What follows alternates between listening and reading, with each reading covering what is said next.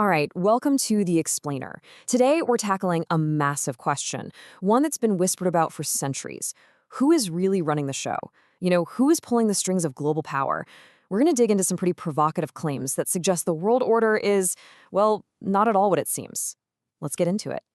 I mean, think about it. We see presidents, prime ministers, all these public figures on the world stage, but are they the ones who are truly in charge? The sources we're looking at today say no way. They argue that the real power is hidden, tucked away in a complex ancient structure that operates just out of sight. So, where do we even begin? Well, our journey starts with a name you've probably heard before, Freemasonry. Now, a lot of people see them as the top of the pyramid when it comes to secret societies, right? But according to our sources, that's not it at all. They claim it's just the front door to a much larger and much darker world. So according to author Gary Wayne, you should think of Freemasonry less like a secret society and more like a global recruitment agency. People join for connections, for business, for status, but they have no idea that they're actually being watched, vetted for something much more exclusive and way more powerful. Wow. Okay. This quote, it really doesn't pull any punches, does it? It makes a really shocking claim about who is truly being worshipped at the highest levels. And, it sets a pretty dark and interesting tone for what's coming next. So, if Freemasonry is just the welcome mat, you have to ask, what's behind the door? Well, the sources we're looking at describe this vast, intricate hierarchy, a kind of secret chain of command that has allegedly been shaping history for centuries. And listen, this isn't just one secret group we're talking about. It's a multi-layered empire. Try to picture this ancient tree, okay? Its branches are visible, and they reach into every part of our society. But its real power? That's hidden deep down in these unseen roots. This theomic tree, as the source calls it, shows the path to real power. You start with this huge pool of people in Freemasonry, and from there, only a tiny, select few get invited to join the Illuminati. Then the circle gets even smaller, up through the Rosicrucians, that's a mystical philosophical group, then the Committee of 300, which is said to control global commerce, and the Council of 33, until you reach the absolute top, the peak, a council of just 13 families who, allegedly, rule the entire world. The easiest way to think about it is like a giant global puppet show. We see the puppets on stage. Those are the visible rulers, the presidents and politicians. But our sources claim the real power is with the invisible ones. They're the puppeteers, hidden behind the curtain, these ancient bloodlines who are pulling the strings of history. Okay, so an empire on this scale, it's going to need a massive amount of money to keep it all going, a truly vast fortune. So the big question is, where does all that cash come from?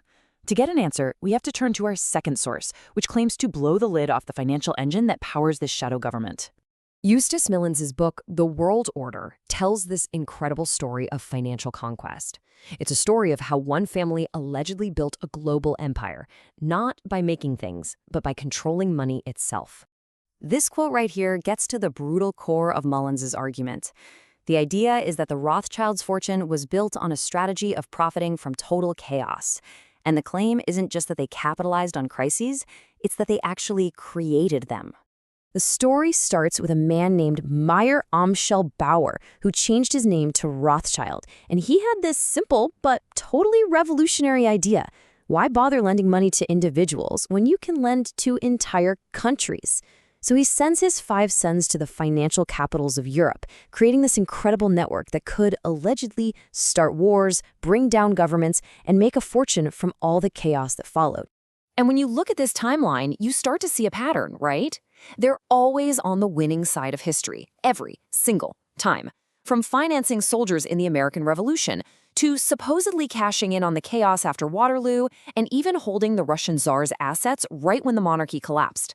The claim is that every major historical event was just twisted into another source of profit and power.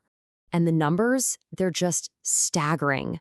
Mullins claims that in just 5 years, the Russian Tsar deposited over $900 million into New York banks that were controlled by Rothschild agents. Then the revolution happens and poof, that massive fortune just vanishes. A war chest, some say, for the new world order that was coming. So we've seen the structure and we've seen the money, but now we get to what might be the most shocking claim of all. the actual origin of these 13 ruling families. And this is where the story goes from history to something truly otherworldly. Forget the royal families of Europe that you know. The Wayne source claims these bloodlines are much, much older. We're not talking centuries here, we're talking millennia, stretching all the way back into the mists of prehistory. Now, this might seem like just a weird historical fact, but our sources see it as a deliberate clue. King Charles's connection to Vlad the Impaler, the real-life Dracula, is presented as a kind of public nod to a very dark and very ancient lineage. And here it is. This is the most audacious claim of them all. The sources allege that these families have a dual ancestry. First, they're descended from the Nephilim, the giants from the book of Genesis, the offspring of angels and humans. And second, a direct bloodline to the fallen angels themselves. In other words, they claim to be a hybrid race, part human, part divine. Okay, a secret hierarchy, unimaginable wealth, and a bloodline that claims it's divine. But to what end? What's the point of all this? Our sources argue this is all part of a huge plan, a project that's been going on for centuries, with a very specific and, honestly, a terrifying endgame. New World Order. We've all heard that phrase, right? But in the context of our sources, it's not about globalism or international agreements. No, it's about a total, complete takeover of the entire planet. A final, decisive move in a secret war that's been waged for thousands of years. They call it the New Atlantis, a return to some mythical golden age, a world with one government, one army, one religion. But here's the kicker. To get there, they first have to bring about the end of the world as we know it. The most shocking claim is that they are actively trying to trigger a final, prophesied war because they're absolutely confident that their ancient bloodline guarantees they'll come out on top. This quote brings us to a really chilling thought. What if the biggest secret in history has been hiding in plain sight this whole time? In our movies, our music, our architecture, our myths, what if they've been telling us their plan for centuries, but in a language we were never taught to understand? And that leaves us with one last unsettling question. If the world really is a stage and some hidden hand is directing the whole play, would any of us even know it? Or would we just sit back and applaud the performance, totally unaware that we're all just actors in someone else's grand design?